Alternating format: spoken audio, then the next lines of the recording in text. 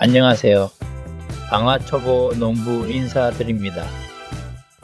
알면 알수록 해야 할 일이 많은 것이 대추 농사인 것 같습니다. 농장에서 살아야 한다는 표현이 딱 맞는 말인 것 같습니다. 늦가을인 11월에는 퇴비살포, 늦겨울이나 3월 초에는 전지전정, 3월 중 하순경에는 유기질 비료인 유박비료 살포, 4월부터 수확할 때까지 수시로 병해충 방제, 순치기 작업, 제초 작업, 숨막기 작업, 그리고 무기질 비료 살포, 칼슘제, 마그네슘제 살포 등 대추 수확할 때까지 해야 할 일이 너무 많습니다. 봄에 전지하고 병충해 약 한 번 주고 기다리면 과일이 주렁주렁 열릴 것으로 생각했다는 것이 얼마나 어리석고 무지한 생각이었는지 알게 됩니다.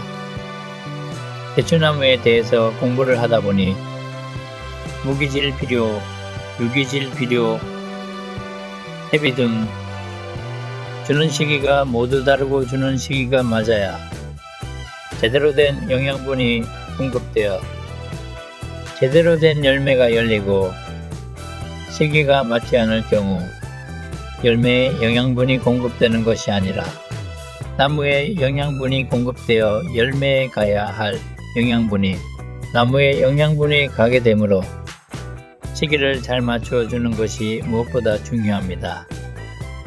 퇴비의 효과는 6개월 후에, 유박비료인 유기질 비료는 2개월 후에, 무기질 비료는 즉시 효과가 나타난다고 합니다.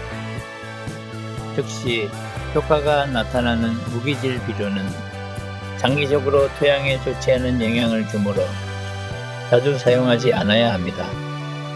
퇴비는 11월에 줘야 내년 과일나무에 꽃이 필 때 제대로 된 영양분이 공급되어 많은 열매가 열린다고 합니다. 퇴비는 딱동 등 가축 부산물을 과일나무에 주는 것을 이야기하는데, 가축 부산물을 일정 기간 노지에서 발효시키고 난 후에 과일나무 주변에 흙을 파내고, 가축 부산물을 흙을 파낸 자리에 주고 난 후에 흙으로 덮어주면 6개월 뒤에 과일나무에 효과가 나타나기 때문에 가축 부산물 등 퇴비는 11월에 줘야 대추나무 열매에 제대로 된 영양분이 공급이 됩니다. 대추나무에 대해서 잘 모르는 분들은 대추나무는 척박한 어려운 환경에서 자라는 과일이기 때문에 퇴비 등을 줄 필요 없다고 이야기하는 분들도 있으나, 전문가 분들에 의하면 퇴비 등 영양을 공급해준 대추나무와 그렇지 않은 대추나무와는 엄청난 차이가 난다고 합니다. 퇴비 등을 주지 않은 대추나무는 전지전정, 숨막기 등을 잘해도 적절한 영양분을 공급해주지 않으면 열매가 거의 열리지 않는다고 합니다. 그러므로 많은 대추 수확을 위해서는 퇴비 등 영양 공급은 필수적으로 해야 할 일 중에 하나입니다.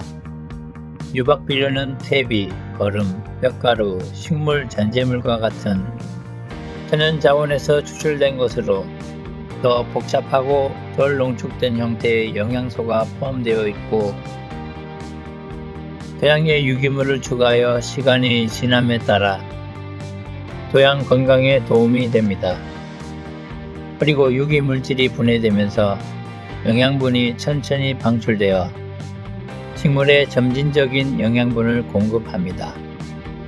이러한 느린 방출은 토양 비옥도를 향상시키고 영양분 침출 위험을 줄여 장기적인 토양 건강에 도움이 됩니다. 그러므로 퇴비는 일정 기간 노지에서 발효시킨 후에 11월경에 줘야 하고, 퇴비 등이 없을 경우 유박비료를 구입하여 3월이나 4월경에 나무에 줘야 합니다. 퇴비나 유박을 과일나무에 주지 못했을 경우에는 즉각적인 효과가 나타나는 무기질 비료를 꽃 피는 시기에 줘야 하나, 장기적으로는 토양에 좋지 않은 영향을 주기 때문에 되도록 이면 무기질 비료는 주지 않는 것이 토양에 좋습니다.